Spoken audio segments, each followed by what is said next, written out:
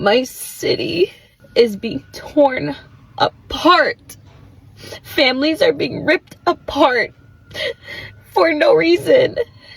For no reason other than them being racially profiled on the street in Chicago, targeting Hispanic communities, people who are at work, kids at school. You're not thinking about the kids or families. You're not. If you wanted this, you're racist, you're evil, and you think that it won't affect you. It's us today and it's you tomorrow. I am so disgusted how far this has gone. You are not angry enough. You are not tired enough until it happens to you. You need to get the fuck up, okay? Peaceful protests do not work against tyranny. This is treason. This whole government is fucking treason. It's treacherous. They're traitors to what America has built and become. They've already waged war on us. This is a civil war. I don't care what you say. This is injustice. There's no due process. How is this legal? You know what? It's not. It's not. And you bring the military? Where's your oath? What do you stand for other than following rules and getting a paycheck? Really? This is about humanity. Humanity. Where's your humanity? Greetings, my lovely people, and welcome back to my channel. So Latinos for Trump, they regret ever voting for him as ICE intensifies in their communities. And many Latinos who wore Latinos for Trump and waved MAGA hats and believing that their proximity to whiteness would grant them acceptance are now learning it the harsh way. And given that 64% of Latinos, they voted for Trump, believing in his message of law and order and economic opportunity. But today, the reality has come crashing down. So let's have a look and kindly hit the subscribe button and let us know your thoughts in the comments, all right? Let's dive into it. A lot of people seem confused and surprised about how 60% of Latino voters voted for Donald Trump after he's made countless racist and xenophobic remarks against not only Latinos, but also immigrants from other countries. But Afro-Latinos, we're not surprised at all. Racism is alive and well in the Latino culture with things like mejorar la raza, which means to better the race, which is like street eugenics. Calling your family members based on their skin tone, like negro, negrita, as a loving term, but it's obviously derogatory because the anti-blackness is so prevalent. And the craziest part, if we were able to break down the Afro-Latino votes from the white and mixed Latinos, we'd probably see that Afro-Latinos inflated the Harris support from Latinos. Proximity to whiteness got a lot of you minorities fucked up because you forget that proximity to whiteness is not whiteness.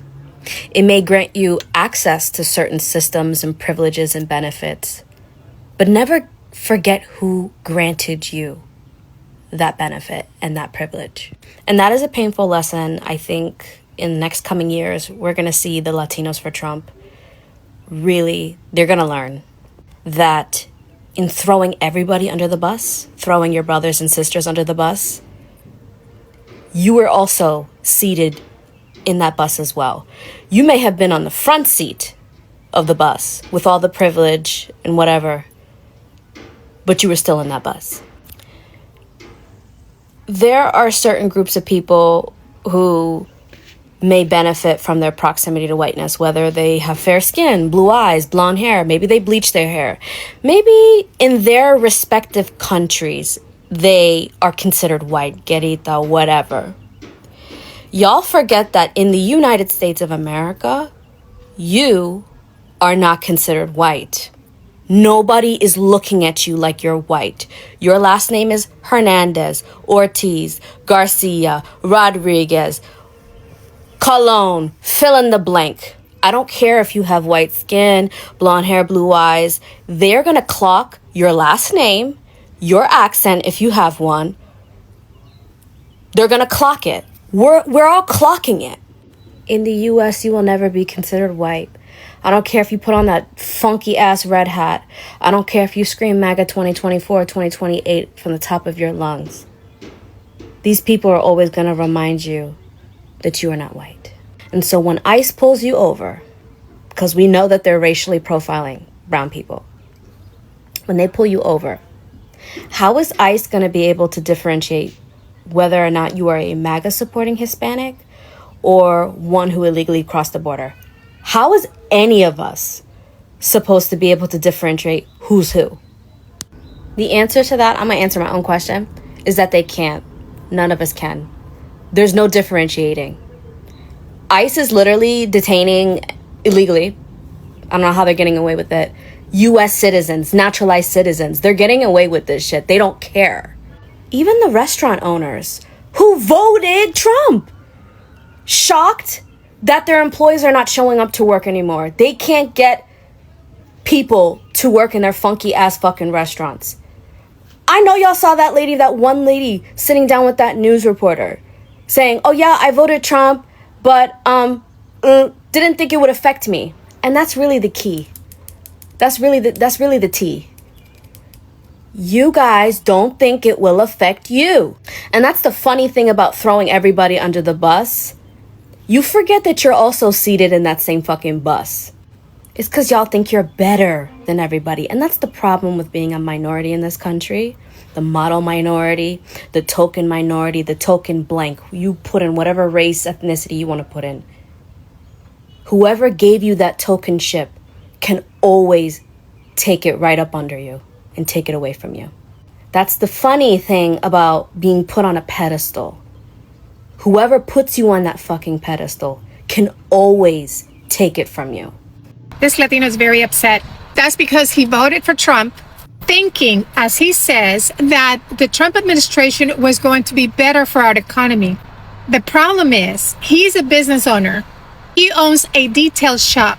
100% of his clientele are Latinos. Latinos are the ones affected by this administration, whom he voted for. Classic FAFO. Because he voted Trump thinking that Trump was going to save somehow with a magic wand the economy. But his clientele is primarily Latino. How are you going to vote for Trump knowing that Trump is going to come after your whole clientele? So now he comes to TikTok with sobbing eyes saying that with a heavy heart, he's going to shut down his business because no Latinos are bringing their vehicles to get them detailed because they can't get out of their house afraid that ICE is going to come get them. My question is, did you think this through, sir? Did you think this through? You're a business owner. 100% of your clientele is Latino, and you're going to vote for the one guy that's going to destroy your own business. So I'm going to hold a moment of silence because his business is shutting down. He says that in 60 days, he's not had one client bring their vehicle to get a detail. No, they're not. They're not, because they're too afraid of leaving their home. Yeah, they're afraid. They're looking over their shoulder because of people like you. Yeah, see? So you want Latinos to be hurt by this administration, but you still want them to come and serve you and help you grow. I get it. I get it. Yeah, I'm going to hold a moment of silence for you closing your business, sir. Anyway. So now I'm seeing all these videos of Mexican Americans crying about how they regret voting for Trump. And honestly, I can't feel bad for you, because when we told you this would happen, you didn't listen. When it was just theoretical, it was easy to ignore. But now that your undocumented family is at risk, now that your kids are being targeted, or the kids in your circles, now that they're coming for you, now it's a problem. Listen, I get it. I have family who voted for him too. And I won't lie, it makes it very hard to process. It sometimes even makes it hard to talk to them, because how am I supposed to be okay with that? I have undocumented family. I have a trans sibling. Trump's policies directly hurt people I love. So when I see our own people supporting him, it feels like a slap in the face. And I keep asking myself, why? How did this happen? This man called Mexicans rapists. He bragged about deporting families. He made racial profiling and hate cool again. And still, some of you voted for him. And now, reality is hitting. Oklahoma just passed a law requiring parents to prove citizenship to enroll their kids in school. Texas is next. Who do you think they're coming for? Not white, undocumented Europeans. Latinos. And now some of you are shocked? What did you think was going to happen? That they'd make an exception for you? That you're somehow a good immigrant? That Trump actually cared about Latinos? Be serious. I know some of you are going to defend your stance with like, well, my family voted for him because they don't like socialism. They care about small businesses. They're conservative. They're religious. Okay. But at what cost? At the cost of our people being deported? At the cost of our kids being denied education? At the cost of our community being unsafe? And so now you're feeling the consequences and you want us to feel sorry for you. No. I'm saving my sympathy for the people who didn't vote against their own families. It's exhausting. We tried to tell you, but if you voted for Trump and regret it, sit with that, reflect on it, because the rest of us, we saw this coming. 54% of the Latino male community voted for Trump. That's a fact, no matter how you slice it. So my question is this, then I'm done with this topic. I like to know. I want everybody's real answer, thought process. I like to learn shit for real. I don't talk for no reason. Like, I like to learn shit. I'm in college right now. But anyway, Latino community. How did Trump end up with 54% of your vote? That's a real question. Like, I want to know what was the process on how we ended up here. Because now everybody's upset with the individual that has never shied away from his opinion and how he feel about you and what he's going to do when he becomes president. He's never changed his mind or shied away from what he was going to do when it came to this deportation stuff. From day one, before he got in office and when he got in office, he told you what he's going to do when it came to y'all. Most of the U.S. citizens, when it comes to Latino male, more than half, 54% voted for Trump. You were better off voting for Harris. So now you're upset for what he's doing when he told you to your face what he's gonna do. I wouldn't have voted for him if I knew he didn't like me, if he was talking crazy. That's just me though. I don't know about y'all. Like, you know what I'm saying? I'm not gonna try to take food out of a lion's mouth and then be mad when he bite me. Like, I knew what he was capable of. Like, I had no business putting my hand in that lion's mouth trying to take his food. Now I'm upset with the lion and I want the lion dead. That's crazy. But really, real question. How did you guys come up with the idea, let's, more than half of us, 54% to be exact, let's vote for Trump. Let's do it. Why not? How do we get there? Now all of you are upset when he shouldn't have had your vote to begin with, but now he has it. And he's standing on all the business he said he was going to stand on. I want to know. Why is it only the Latin Americans? You know what I mean? Why is it not the Australians? You know how many Australians I know that live here and actually take your jobs? So I'm coming for Latinos for Trump every day, every time. When I can, I'm doing it. Because the Republican budget plan just came out. And where's the no tax on tips? Not there. Where's the no tax on overtime? Not there. No tax on income. Not there either. You know what is there? Tax cut for the rich. Lowest there's ever been. But you bozos who kept screaming that he was going to do so much for the economy, that he was a businessman. He's a scammer. And we tried to tell you that he was not for you. Okay? So that just goes to show you, and I hope you're going to learn so many lessons. And they're going to be difficult ones. And we're not going to hold your hand while you learn them. All right? Te calmas o te calmo, like at 100.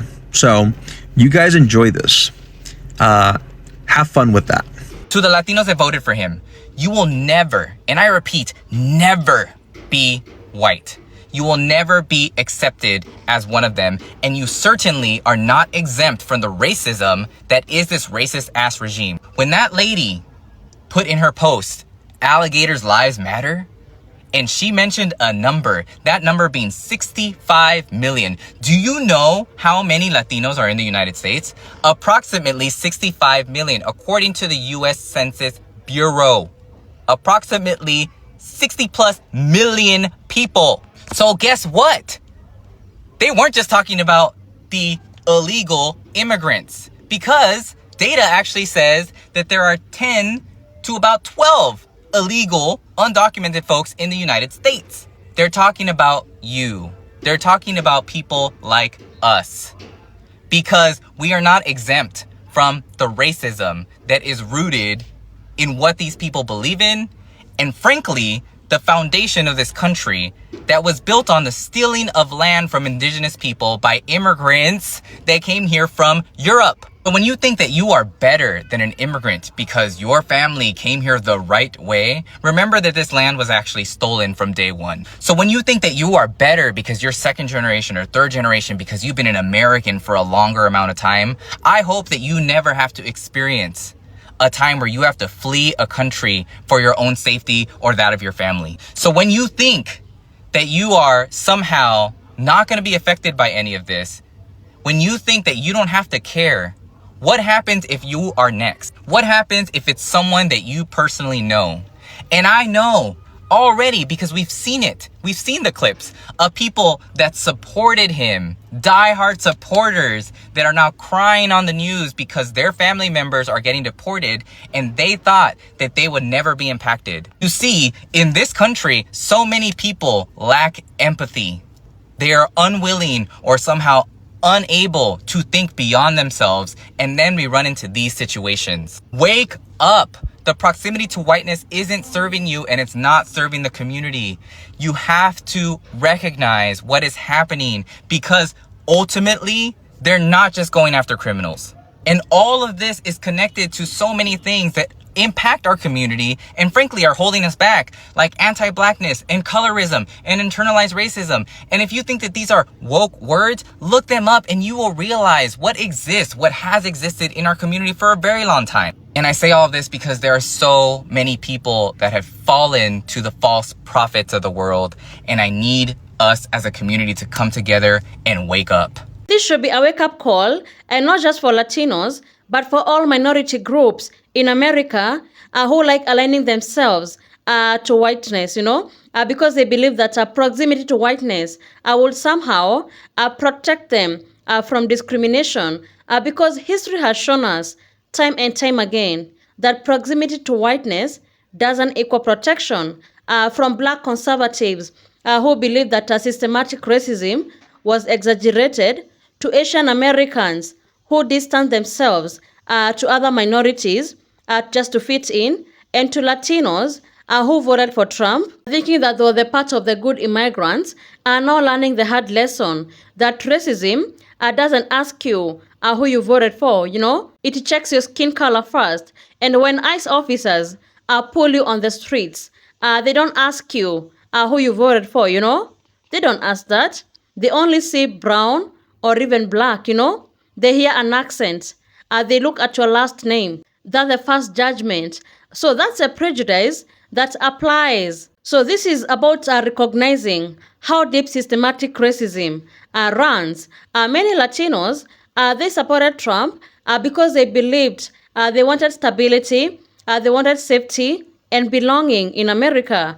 And those are valid reasons, yes. But the tragedy lies in the fact that most of them saw those things in a system that sees them as outsiders, no matter how patriotic they are. The Supreme Court's ruling in favor of ICE giving them powers to stop anybody, to question anybody, and to detain people based on their appearance or suspicion of undocumented status has shown us something painful here, that your skin color still can make you a target, no matter who you voted for. And that the lesson here is painful. Now ICE is tearing families apart, It's breaking families, separating families, causing fear, causing anxiety in their communities. And this is a painful reminder that you can't assimilate your way out of racism, You can't vote your way into whiteness. So to every Latino feeling betrayed,